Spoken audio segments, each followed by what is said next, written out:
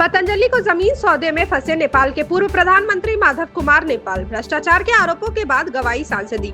योग गुरु रामदेव की पतंजलि योग पीठ और नेपाल सरकार के बीच 32 हेक्टेयर जमीन खरीद सौदे में भ्रष्टाचार के आरोप लगाने के बाद नेपाल के पूर्व पीएम और सीपीएन यूनिफाइड सोशलिस्ट पार्टी के अध्यक्ष माधव कुमार नेपाल की सांसदी छीन ली गई है। भ्रष्टाचार विरोधी एजेंसी सीआईए ने माधव नेपाल के खिलाफ आरोप पत्र दाखिल किया है। मामला काभ्रे जिले की जमीन को योग केंद्र और हर्बल खेती के लिए खरीदे जाने से जुड़ा है, लेकिन कैबिनेट की मंजूरी से भूमि अधिनियम में छूट देकर व्यावसायिक उपयोग की अनुमति दी गई है। लॉस एंजलिस में अप्रवासियों के खिलाफ बड़ा ऑपरेशन, 44 गिरफ्तार पुलिस और प्रदर्शनकारियों में झड़प। लॉस एंजलिस में usage immigration and custom enforcement की छापेमारी में 44 लोगों को गिरफ्तार किया गया, जिससे शहर में तनाव फैल गया। गिरफ्तारी के खिलाफ प्रदर्शन हुई। पुलिस ने भीड़ को नियंत्रित करने के लिए फ्लैश बैंग और अन्य उपकरणों का इस्तेमाल किया। इस कार्रवाई ने स्थानीय समुदाय में भारी आक्रोश को जन्म दिया है। Elon Musk versus Donald Trump, कौन झेलेगा सबसे बड़ा नुकसान?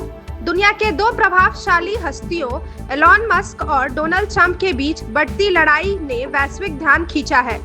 मस्क ने ट्रंप की वन बिग ब्यूटीफुल बिल की आलोचना की, जिसे ट्रंप के राष्ट्रीय कर्ज में 2.4 ट्रिलियन डॉलर की वृद्धि का कारण माना जा रहा है।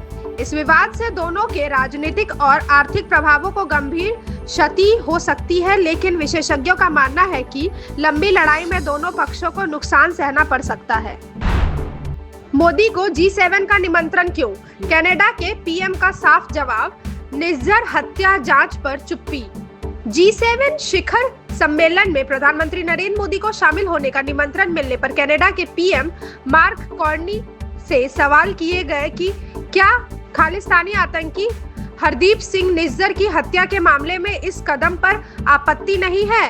कार्नी ने स्पष्ट किया कि भारत दुनिया की 5वीं सबसे बड़ी अर्थव्यवस्था है और कुछ देशों का साथ होना जरूरी है। उन्होंने निज्जर हत्या जांच पर कोई टिप्पणी करने से इनकार करते हुए कहा कि कानूनी प्रक्रिया चल रही है और जांच एजेंसियों को स्वतंत्रता दी गई है।